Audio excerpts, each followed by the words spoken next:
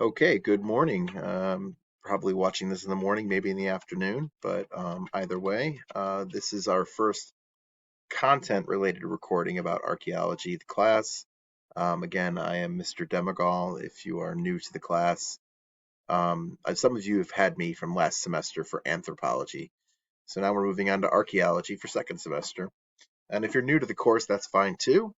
We will just discuss. I'm going to try to go over lessons 1.01 through lessons 1.03. Depends how much time I have. All of my recordings will be under 15 minutes based on the software that I'm using. So we will get started. I just wanted to encourage you guys to share pictures of your family, your friends, your hobbies, things like that in class. Going over your getting to know you assignments. I saw that most of you prefer to participate in class through the chat. Some of you were brave enough to say, I'll turn my camera on occasionally. I would like that if you guys would share. If you don't want to turn your camera on, maybe just include something like pets or things like that. I didn't include any pets in my slide opening here, but I have plenty of them in the house, believe me. Dog, cats, guinea pigs, oxalotl, fish. I'm so many plants I can't even count. So we have a lot of living things in the house. I started off at OHVA in 2007 when I was much, much younger, like this picture on the top left. And then life happens. I met somebody, got married, we have a daughter, a wonderful little daughter named Lucy, and now I'm being told to dress up for Halloween as various things. This is from last year, I think, when I was the Stay Puft Marshmallow Man, and this is my daughter talking or teaching her guinea pigs on the bed, two real ones, two stuffed animal ones. And then on the far right, we have an intern from Taiwan living with us this year. She's been great. And so we are, as a family, getting our Christmas tree this past December. So gotten a lot older since I've been at OHVA. It's been quite a while. I took some years off and taught in the classroom in Cleveland, but I am back and really enjoying it. So let's get started. One of the things I wanted to mention was that our readiness test had an error. I sent an email out to everyone and I've removed the readiness test. I may have you have to retake that test, and if I do, I will make it a bonus points assignment. But I may need you to do that. So why do we take the readiness test? I know you're probably like taking these in all of your courses, and maybe you're even annoyed by it. But readiness tests do determine whether or not you're learning the information, or if we need to change something, whether that's me as the teacher or the course itself. So it does help. And we do look at the data and we do analyze it. So last semester, I looked at the pre-test, that's the readiness test, which was the completion grade. Remember, you weren't scored based on how you did on the test. And then we looked at the final test, which you were scored on, and I was looking for improvement. And luckily, I saw lots of it, 42% increase in score on average. Only 5 students did worse than they did on their readiness test. And of those 5 students, a few of them had like really high scores in their first test. So they dropped down a little bit, but they still ended up getting like a B on the final or even a B plus. So it wasn't a disaster where you went from an A in the pre-test readiness test and then you got a C. 2 students showed no gain, just across the board, same score. But the median change was 44% increase. So that tells me a lot. So I think that most of my students last semester in anthropology showed growth. Okay, our class goals today for the recording is to discuss the field of archaeology as a field, talk about science and pseudoscience. We'll go over that pretty quickly. And then we'll talk about the relationships between archaeology and anthropology. They are related. Actually, archaeology is it's a branch of anthropology. And then why is archaeology still relevant today? Why are you taking this class other than it's an elective and you need it? And then we'll talk about, if we have time in this recording, the work of archaeologists. If not, I will move on to the next recording to do that. You can see in this the question of why things are relevant. Why is archaeology still relevant today? Well, this just came out this past week. This article, you can find so many archaeological articles showing up in the news. This was on CNN. This wasn't on um, an Archaeology Today website, some kind of specialized archaeologist only news website. No, this is CNN. This is a major publication. And I'm sure it was on other websites too. I'm sure you can go to CBS or Fox or any place and find archaeological stories like this. Why Roman buildings survive so long? Why, when you go to Rome today, you can still tour buildings that are well over 2,000, sometimes 2,500 years old, 3,000 years old. Well, well, maybe not three, not these at least. Um, the reason they think is that the concrete was made a little differently and in a better way. In the past, we looked at the concrete and how it was made and thought it was wasn't as good as the concrete we use today.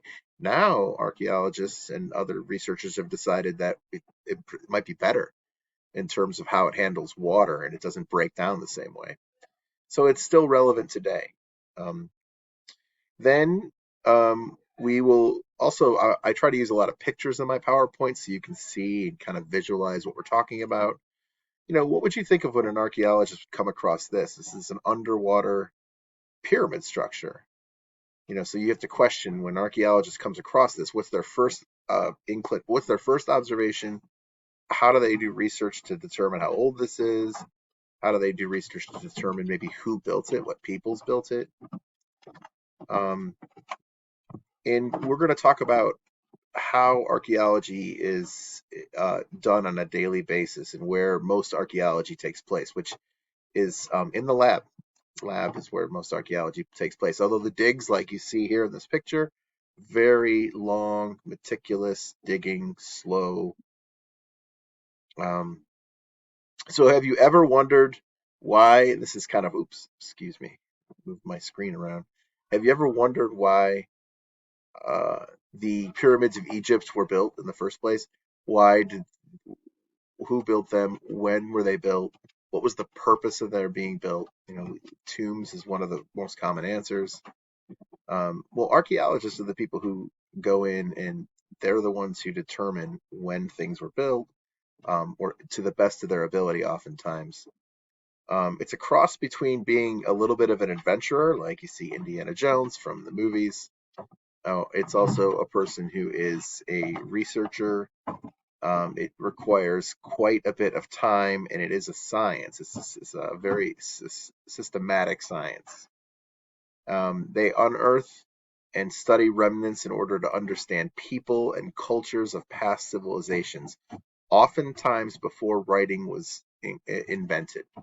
They have to go back and determine, well, we think it's from this era. We're pretty sure it's from these people. It's a lot of work. Um, and like I said before, lots of the real research takes place in the labs itself. It is very reliant on careful documentation, attention to detail. One of the things your reading mentions, and it's really kind of makes you think for a moment, is that once you do a dig, you have ruined the site. So the site was sitting there covered by earth. You dig into the ground, you pull out the artifacts that you find, and that site is never the same.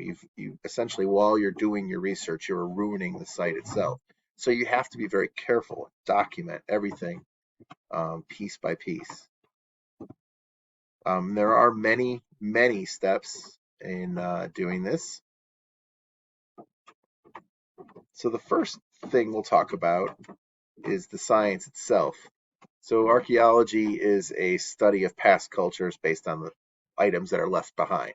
So that's the best we can do oftentimes if it's prehistoric.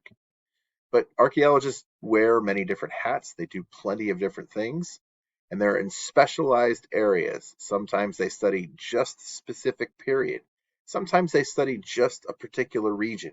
Egypt is a good example. Archaeologists who study nothing but Egypt, Egyptologists. They raise money, they research, they get permits to do digs, they excavate the dig itself, they study their findings, and they publish their findings. It's a long, long process. And there are two kinds. There's the academic archaeologists, and this is what you think of when you hear the word archaeology, people going in, doing the research. doing the digging, excavating the site, doing the field work.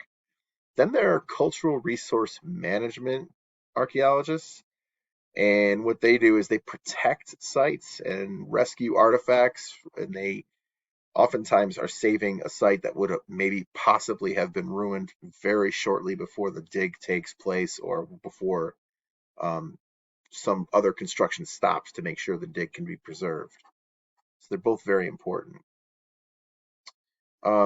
And here's a good example of what I mentioned before about historic and prehistoric. Prehistoric means before writing was invented in that area.